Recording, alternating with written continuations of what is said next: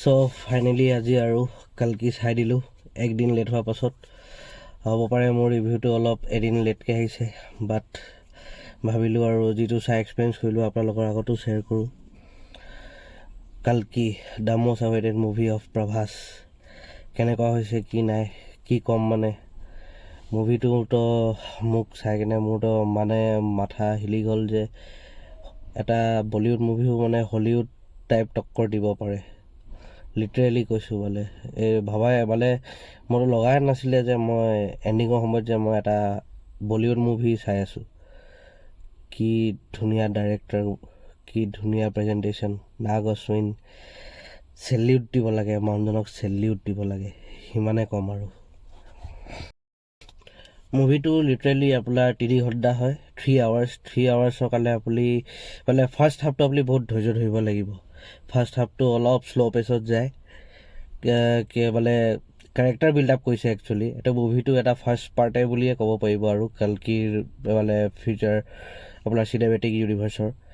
আৰু এই মুভিটোত 3 আৱাৰ্ছ, সেইটোৱে আপুনি যদি ফাৰ্ষ্ট হাফটো যেনে তেনে বহি চাই লোৱা পাছত আফটাৰ ইণ্টাৰভেলত আপুনি কৈছিলোঁ প্ৰতি এটা চিনছ গুজ বাম্পছ সেই বুলিয়ে ক'লোঁ। যিটো দেখাইছে মহাভাৰতৰ ৰেফাৰেঞ্চ,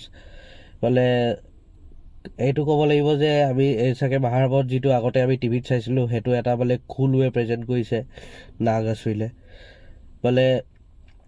তাৰ মাথাত চেলিউট কৰিব লাগে, সি যিটো ভিজন লৈ আহিছে মুভিটোৰ কাৰণে। বাকী মুভিটোৰ কথা পাতিবলৈ মোৰ এতিয়া কি ক'ম আৰু, মই এইটোৱে ক'ম আপুনিটো হল এক্সপিৰিয়েঞ্চ মুভি হয়, আপোনালোকে হলত গৈ ধুনীয়াকৈ এনজয় কৰি আহক। ইটছ এ কি ক'ম আৰু, মোৰ এতিয়া ভাষাই নাই আৰু এই মুভিত ইমান গাল কেমিঅ'ছ আছে, মই সেইবোৰ নকওঁ। কেমিঅ'ছবোৰ এনেকুৱা আপুনি ভাবিব ই কপা ওলালে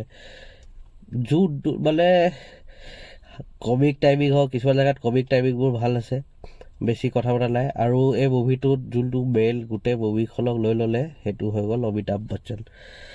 মই কি ক'ম আৰু, আজি এই ৰিভিউটো অলপ দীঘলীয়া হ'ব পাৰে। অমিতাভ বচ্চন গোটেই চিনেমাখন লৈ ল'লে আচুৱাত থাবা। তাক যোনে কাষ্টিং কৰিছে, কাষ্টিং ডাইৰেক্টৰ হেডছ অফ আচুৱাত থাবা কেৰেক্টাৰটোক অমিতাভ বচ্চনে যিটো লৈ গৈছে ন, এনেকুৱা লাগিছে হলত মই এটা সঁচাকৈ ভগৱান এটাকে চাই আছোঁ। আচুৱাত থাবা। বাকী প্ৰভাসৰ নিজৰ ৰ'ল একদম বঢ়িয়া আছে। আপুনি অমিতাভ বচ্চনক স্ক্ৰীণত চালে আপুনি এই প্ৰভাসক পাহৰিয়ে যাব। প্ৰভাসৰ মেইন একদম বঢ়িয়া ক্লাইমেক্সৰ এটা ইউনিক তাৰ এটা আছে, কি ক'ম, থ্ৰিলটো। সেইটো আপুনি ক্লাইমেক্সলৈকে যাব লাগিব, সেইটো আপোনাৰ একদম মাইণ্ড একদম পুম হৈ যাব, সেই বুলি ক'ম। আৰু মুভিটোৰ বিষয়ে বেছি একো নকওঁ। কিছুমান কেমিঅ'ছটো আপুনি যেনেকৈ দিছা পটালিক তাইক কি কাৰণে লৈছে, অকল এটা গান কাৰণে লৈছে চাগে, সেইটো মই বুজি নাপালোঁ।